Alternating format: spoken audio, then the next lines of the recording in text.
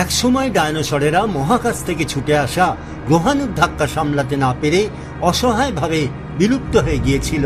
কিন্তু আজকের বুদ্ধিমান মানুষ কি আধুনিক প্রযুক্তি ব্যবহার করে আমাদের সেই বিপর্যয় থেকে মুক্তি দিতে পারবে?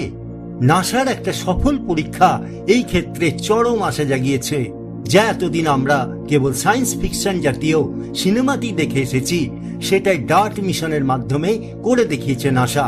কি ছিল এই ডার্ট মিশন?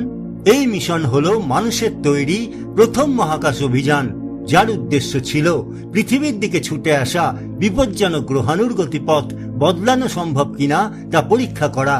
এর পুরো নাম ডাবল অ্যাস্ট্রয়েড রিডিরেকশন টেস্ট। 2022 সালের 26 সেপ্টেম্বর এই ডার্ট অভিযানে ডিমরফোস নামক গ্রহাণুটিকে সজোরে আঘাত করে নাসার মহাকাশযান। এটি ঘুরছিল ডিডিমোস নামে একটি বড় গ্রহাণুর চারপাশে। ডার্ট মহাকাশযানটি প্রায় 22,500 কিলোমিটার প্রতি ঘন্টা গতিতে গিয়ে ডিমরফোসকে ধাক্কা দেয়।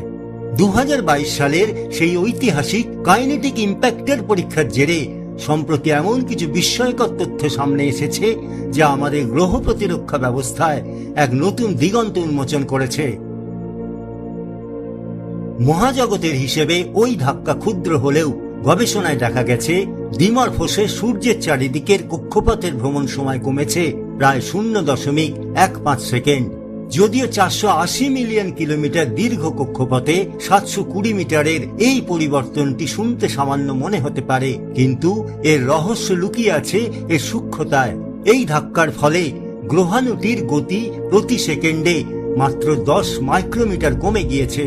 বিজ্ঞানীদের ব্যাখ্যা অনুযায়ী এটা ঠিক অনেকটা মাঝ সমুদ্রে থাকা একটি জাহাজের দিক যাত্রা শুরুতেই মাত্র 1 ডিগ্রি পরিবর্তন করে দেওয়ার মতো, যা কয়েক দশক পর জাহাজটিকে মূল লক্ষ্য থেকে কয়েক হাজার মাইল দূরে সরিয়ে দেবে। অর্থাৎ শেষ মুহূর্তে বিশাল কোনো গ্রহাণুকে সরানোর চেয়ে অনেক বছর আগে সামান্য একটি ধাক্কা দেওয়াই হলো বুদ্ধিমানের কাজ।